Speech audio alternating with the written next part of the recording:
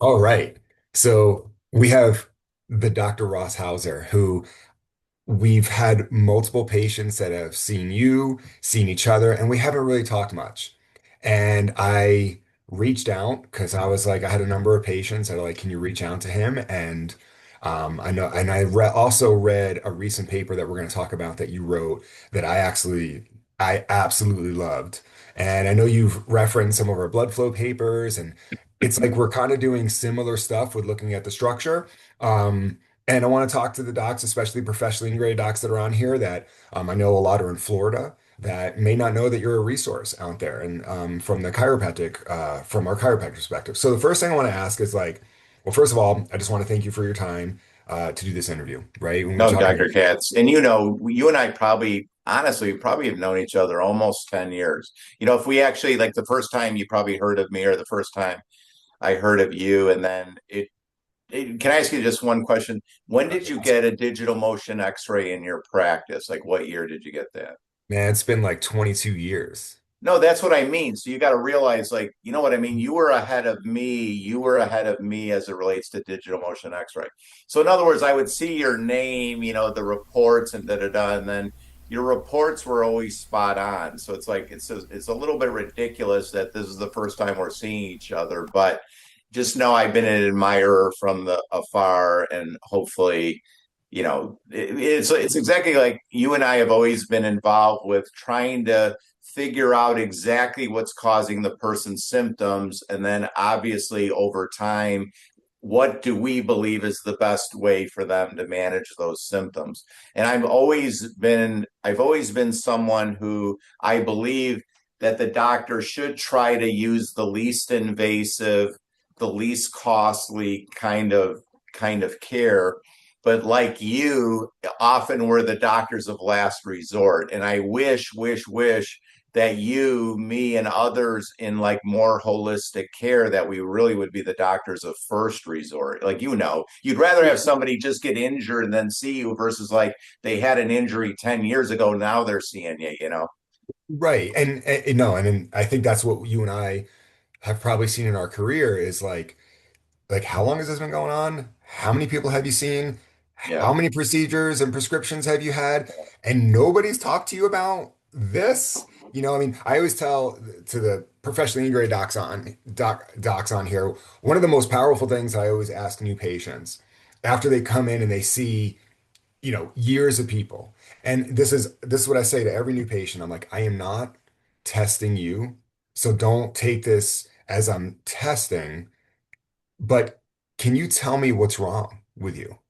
Yeah. And it's wild how they like a blanket. I'm like, so you've let people cut you open, give you drugs, but you don't even like they haven't educated you enough of what's wrong. You can't tell me, well, I have like a problem. I'm like, no, no, totally. But have they told you what it is? And it's wild how many are like, Well, you no. know as well as I do, like there's a word in medicine that is almost never spoken, and the word is called ligament.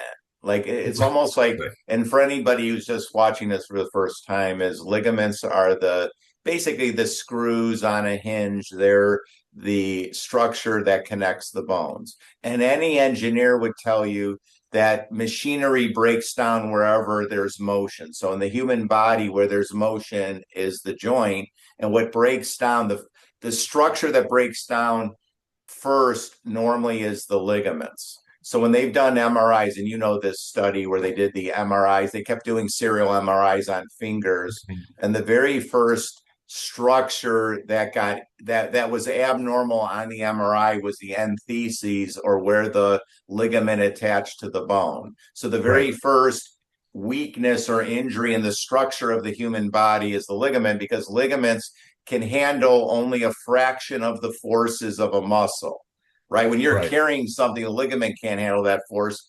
But so Yep. because of athletics, and we're all doing this, and of course, you and me are a strong proponent of don't look down at your cell phone.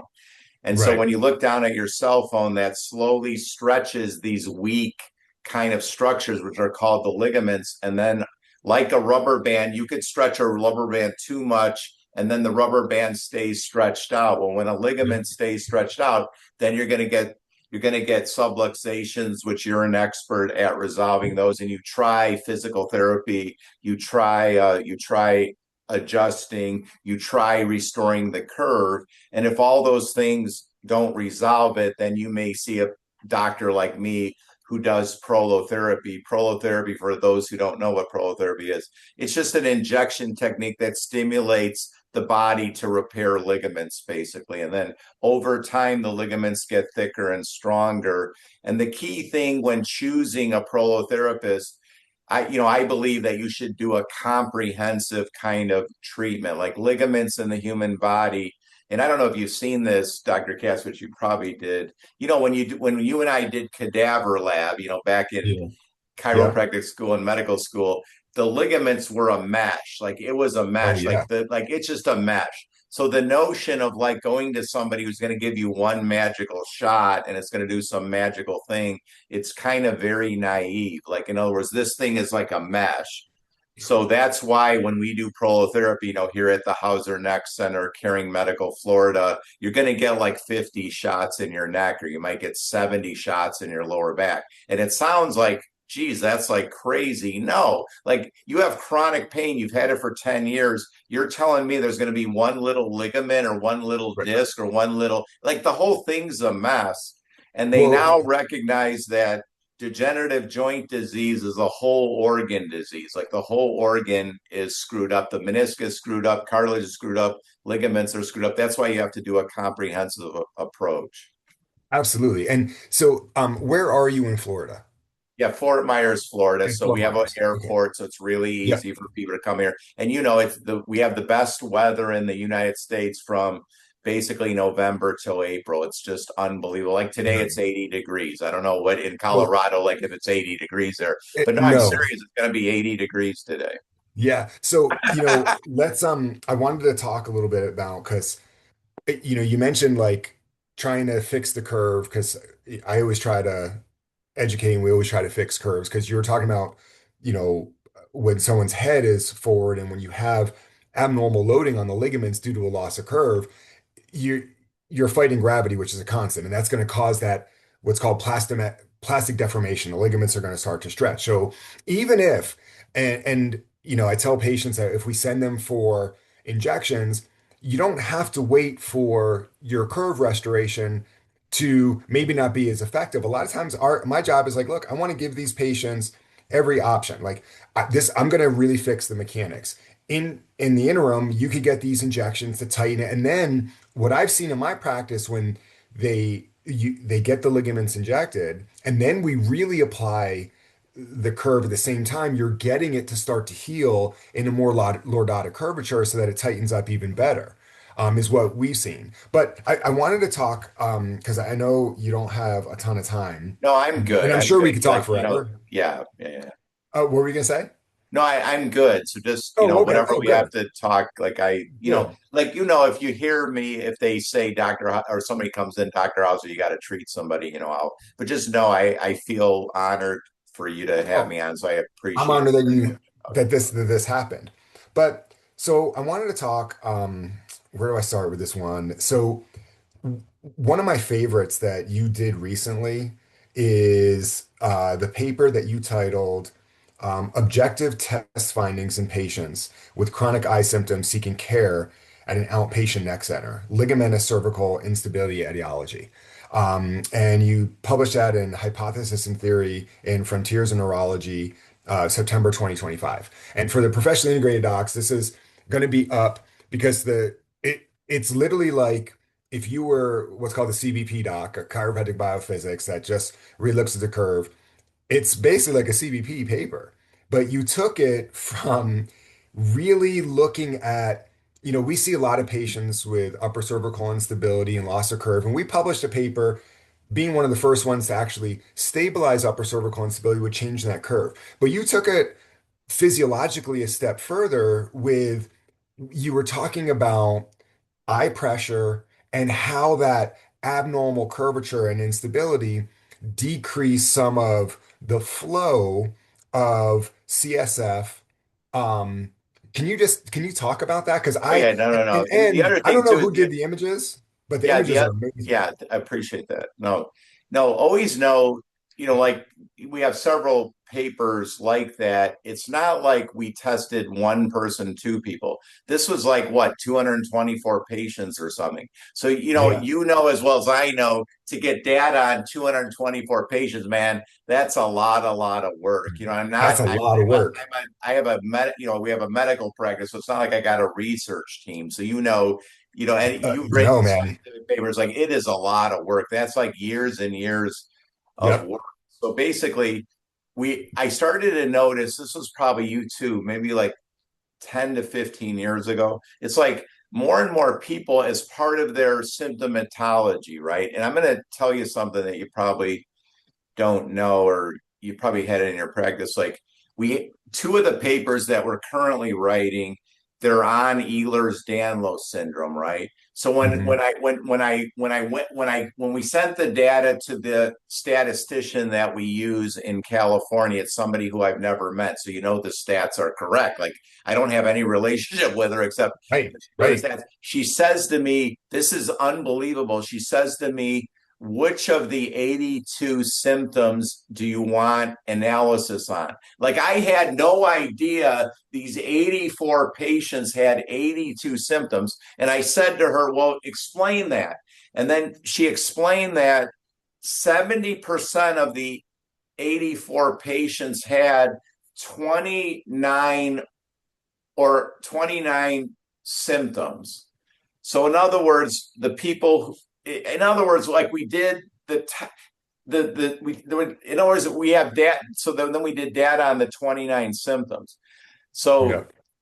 I mean, it's unbelievable. So in other words, does somebody who have blurry vision, blah blah blah, dizziness, da da da, like the average person comes in with, like I said, the over 70% of them have 29 or more symptoms. Yeah. I So mean, and we so see the that clinically all the So time, the right? point is, it can't be that they have 25 different diagnoses, like Occam's razor, which you and I believe in. The Yep. simplest solution is normally the right one. Maybe they have one main disease or condition, which is, and you probably like it that I coined this term, which is called cervical destructure, which is breakdown of the cervical curve. Then I coined the term, which is another term which you probably love, which is cervical vagopathy, like vagus nerve Biggest nerve. degeneration from a Yeah. breakdown of the neck curve. And you and I have exactly the same belief that the most important thing, if you had a choice between, well, basically, you had a choice between correcting ligament problems or correcting the curve. And by correcting the curve, I also mean getting rid of forward head. Like you kind of do the Yeah. same Yeah. thing, Yeah.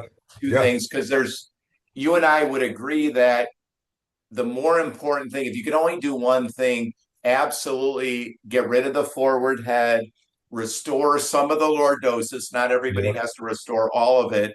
And then the next thing obviously is to get the ligament integrity. Like occasionally somebody will come in and they have a reasonable curve and you just need to do prolotherapy or Yeah. regenerative injection therapy. But with cell phones, almost everybody has a terrible curve and Terrible terrible forward posture. head. So what Yep. we did in this paper, and hopefully you can put the reference up I there, will. is that years ago, I'm like, I started researching the eye. So if you research the eye, you'll realize the eye drains through the episcleral veins, which drain into the cavernous sinus, which drains into the jugulars. And maybe the easiest way to think about this is the more activity an organ has, like let's say if you're a marathon runner, your heart's going to have a lot of damage, during the marathon, right? We got to realize now, because of cell phones, our eyes are doing, like they're doing a ultra marathon. They're doing like 1,000-mile races every day. So all the activity in the eye, all the things the eye has to do, well, the eye cells make waste products. And during the night, what's supposed to happen is during the night, there's a cleaning system in the body where the brain cleans itself, the eye cleans itself, the ear cleans itself, and realize all this stuff drains through the jugular veins. And the Yep. problem is when you have a reversal of the curve, so the jugular veins are supposed to go this way.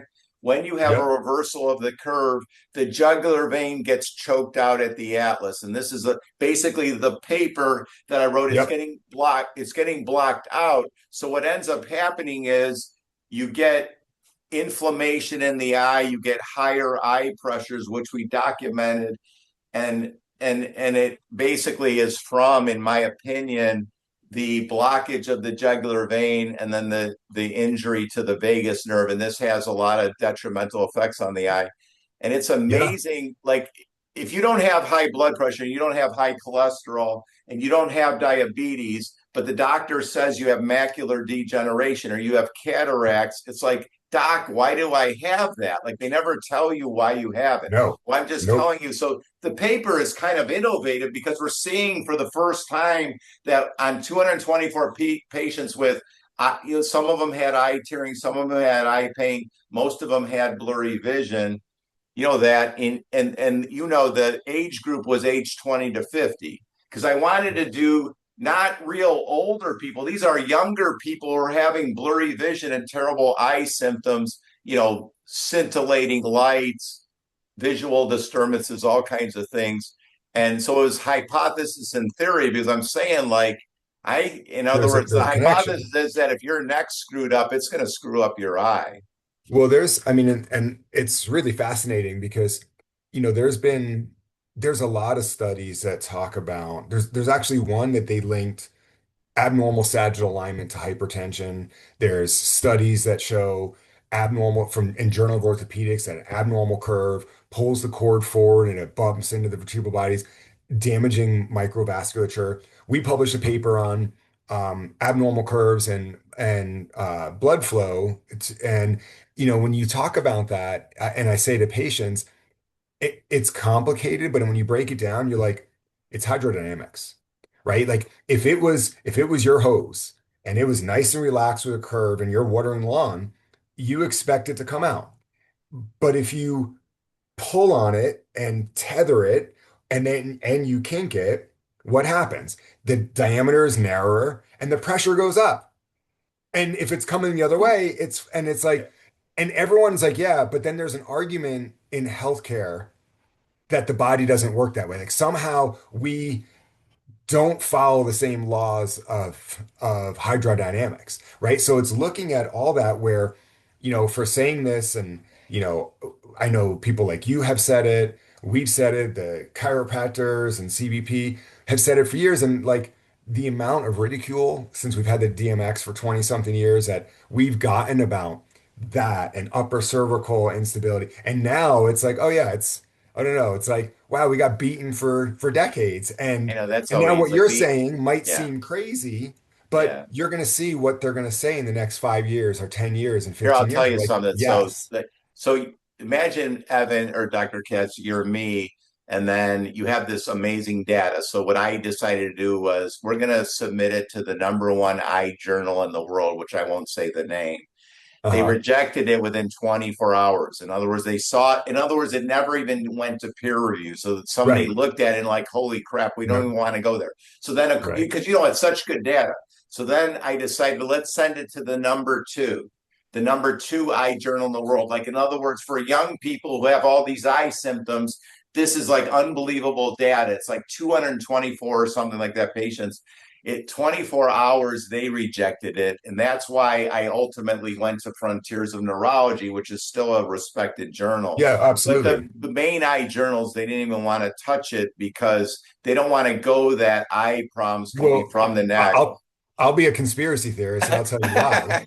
Is there's no drug that can fix the mechanics. So no one's going to get rich off of it.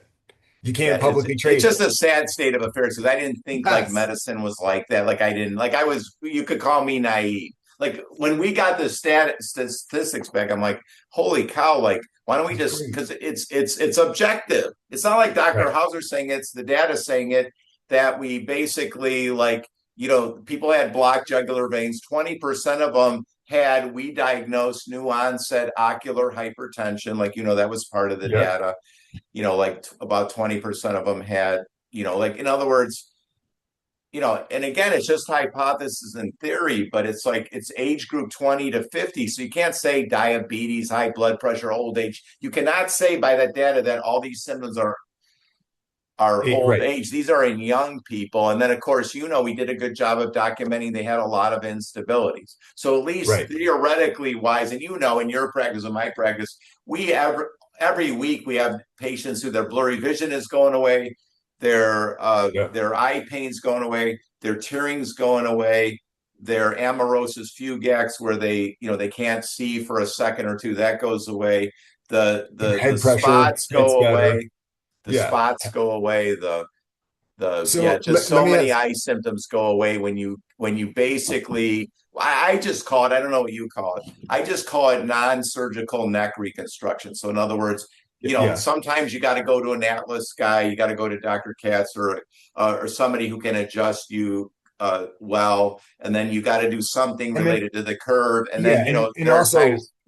they Yeah. need to look, a lot of the docs that I'm trying to help is like slow down, look at all the imaging, the DMX, like the instability. If you're just adjusting C1 and C1 is really unstable, do you really want to put a force into it? Like, look at the paper that I published. How can we get C1 to get a little more stabilized and then work with others to maybe try to help it get stable? But so let me ask you a question. Like, how did you get into this line of healthcare Yeah, for well, the I'm docs I'm and I'm patients that listen? traditionally trained as physical medicine rehab.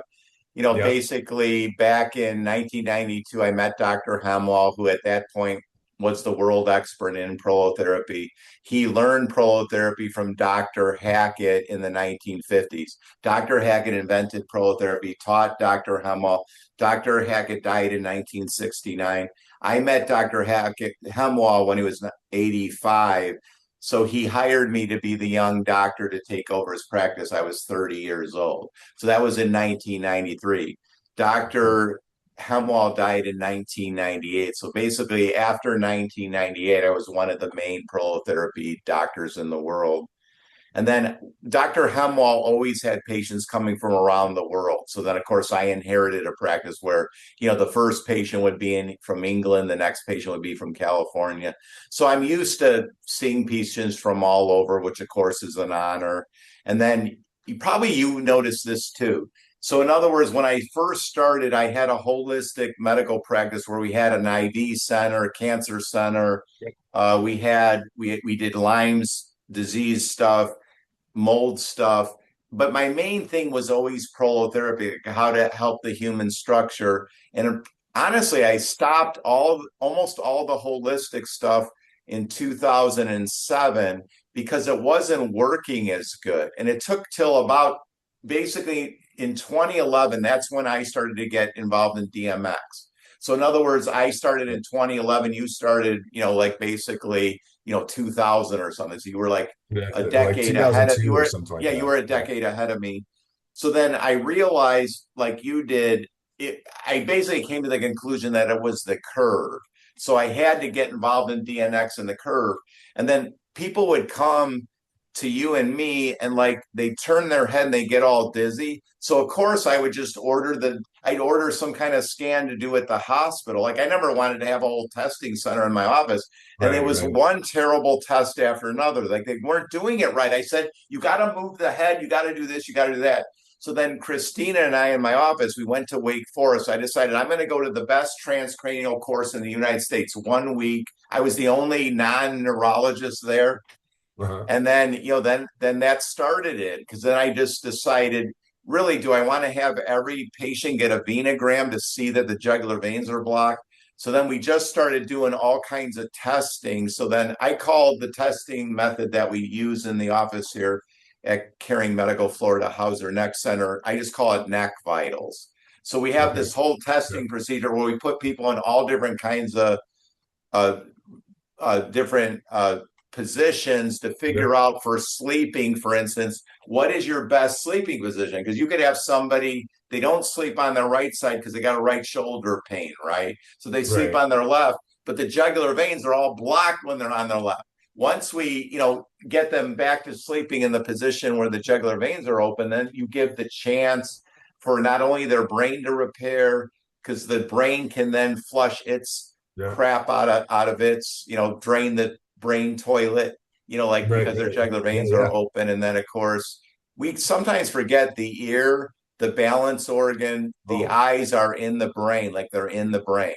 yeah, So yeah, yeah. yeah, so Yeah, I you mean, have to sleep in positions that your jugular veins are open, and the better your curve is, the more positions you can sleep in and the jugular veins are open. If you have a right. cockamamie curve, like I'll have people, Dr. Katz, like the only time the jugular veins are open is like they have to lay on their back and they have to rotate their head to the right.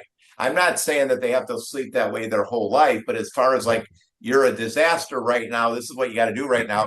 But as your curve gets better, there'll be more positions that you could Yeah, and sleep that in. and Yeah. 100%. And that's, what with our patients we look at is what when you look at a whole, when you really analyze a patient and you look at the movement, you look at how everything moves, you can see what position is good and what position is bad. And then telling the patient, like, I'm not telling you to do this. I'm trying to educate you that when you're in this position, this is what happens. So you understand why you should either be doing it or not doing it. And that Yep. includes like sleep is a huge thing, right? You don't sleep, you don't heal. And if you're sleeping with your body in a really weird position, that's even, you know, putting the curve at a worse position that's causing it to not function well is a real problem. And I think that's where, Yeah. not having really taken years for you and I to talk is looking at I tell patients structure dictates function. And the definition of structure is assemblage of materials designed to sustain a load. And when you lose the curve or stability, that structure can no longer sustain a load. And anything that you do, it's weaker and it's going to continue to break down until we can address and improve the structure on many different planes and 3 or 4D patterns. But most Maybe docs some are, easy. Yeah. yeah, I was just gonna say some easy ways anyone who might hear this is like, in other words, like the question always is like, should do wait, will somebody need prolotherapy, or they need a chiropractor, or they need this? One is that mostly what we're doing in talking general about. or Well, for what it is like, like say somebody has 20 symptoms, and they absolutely, every time they move their head, that it goes click, click, crunch, crunch, crack, yeah. crack, and their head feels way too heavy for their neck. Yeah, you're probably going to have to get a prolotherapist involved. And I just wish every chiropractor in the United States had a prolotherapist as backup. It just saddens me that you would think like a chiropractor, like you had mentioned, like if the atlas keeps coming out, at some point you should get involved a prolotherapist. It doesn't mean it has to be me, but just some Or prolotherapist right. that's skilled. And then Right. two Or is, look at the whole structure. if you have a stiff neck, but there's no clicking, cracking, clunking, you might go to Dr. Katz and you'll get cured or whatever. You may not Well, need I think a lot of it, prolotherapy. Yeah. like, not to get into the politics of healthcare, Yeah. but, you know,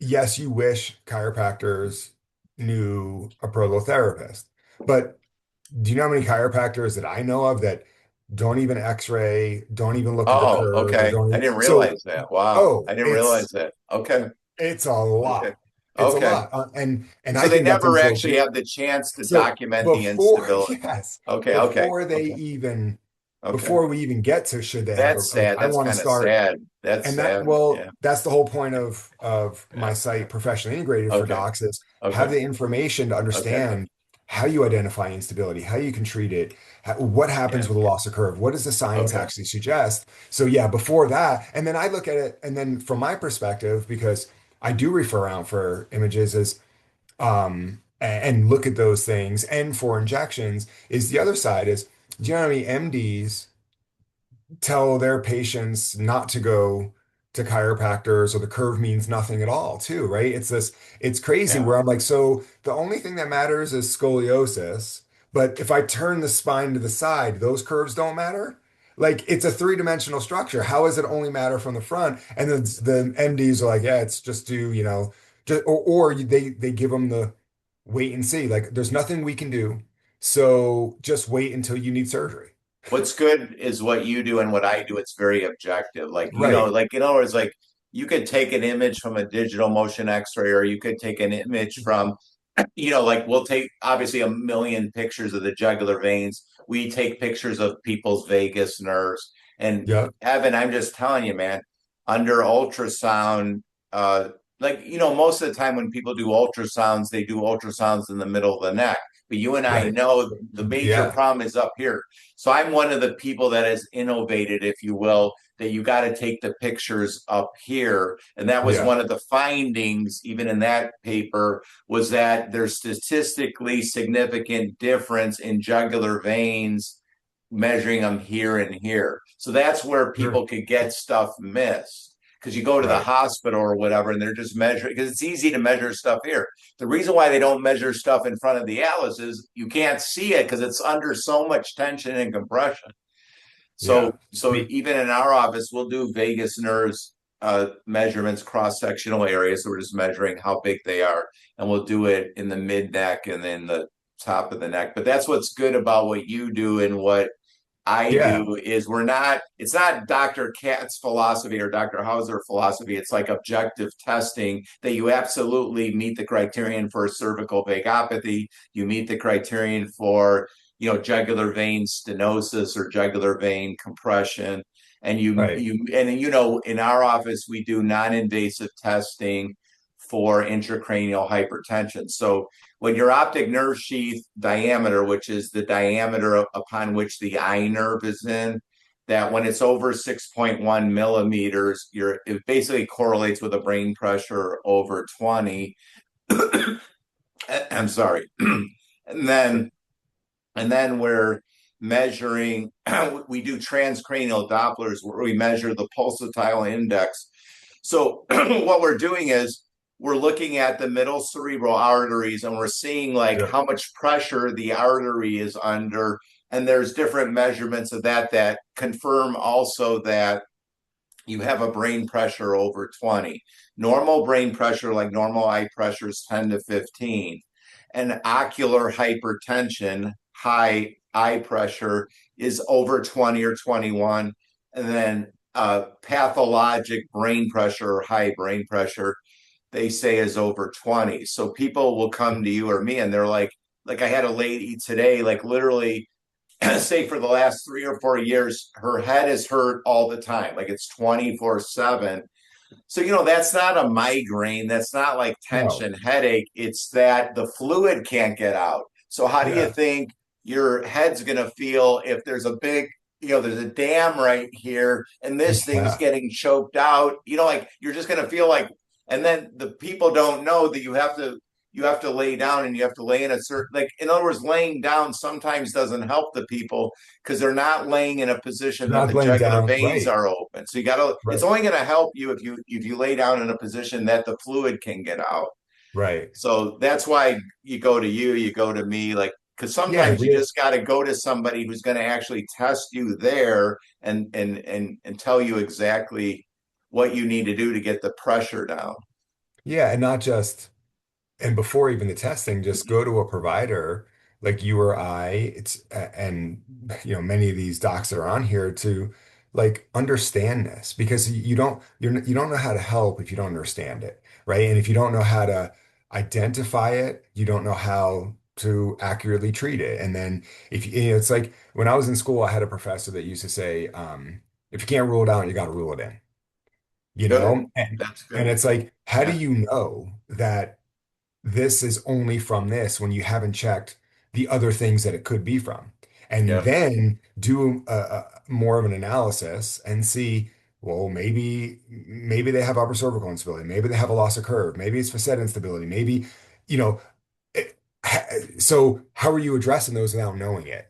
And then once you can understand it, that's where it is. So, but yeah, so let's because I'll wrap this up so I can go and I know you have to go and I'm gonna be I might be down in Florida, but Okay. when I'm there, but tell the professionally integrated docs that are on here, um and also some patience. If especially for the professionally integrated docs that are closer to your area, how can they contact you? Give us your best contact information. I'll Yeah, put it no, up I mean, here. obviously, the office, anyone can always email me at Yeah. drhauser, drhauser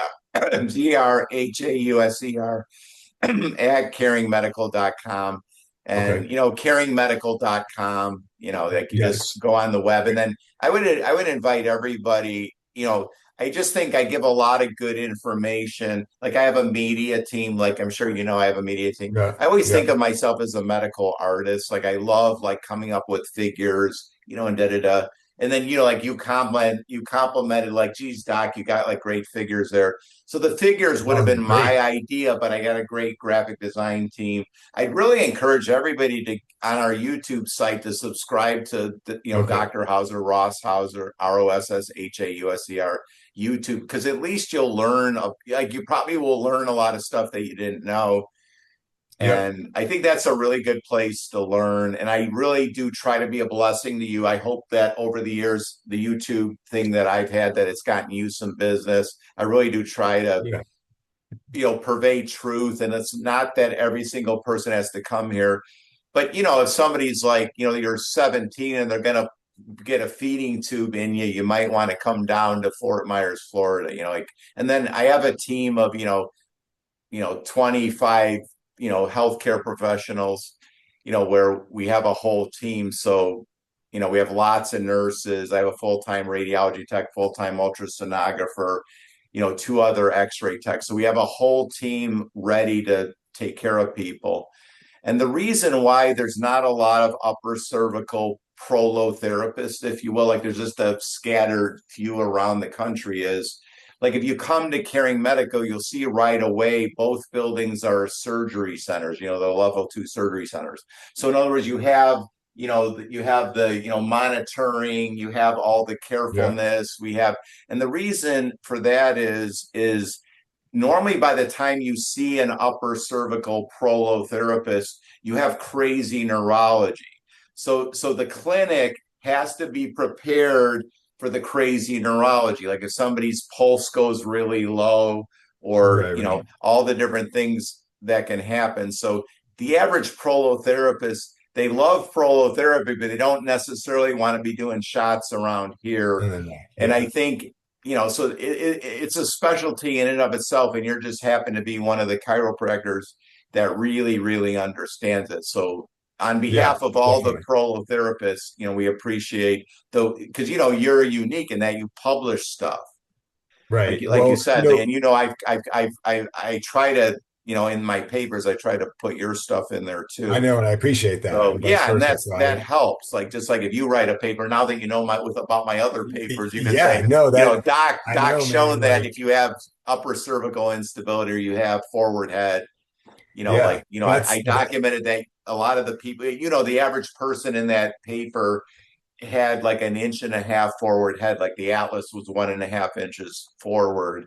right. So, and that's just like if you think about it this way, if your top vertebrae is forward by 1.5 inches, like what's it going to block here? Oh, it's And that there's a lot of vital structures there, and that's what causes these 29 symptoms or all these symptoms. well, what's interesting is I've done jujitsu for almost 20 years now, and it sounds messed up, but when you have someone in a choke, like let's say you have someone in a triangle choke, you're choking them, and the last bit to finish them is you flex their head a little bit.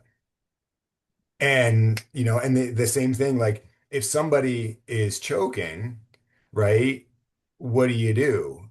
The first thing you do is obviously check the airway, and then you put their head back into extension.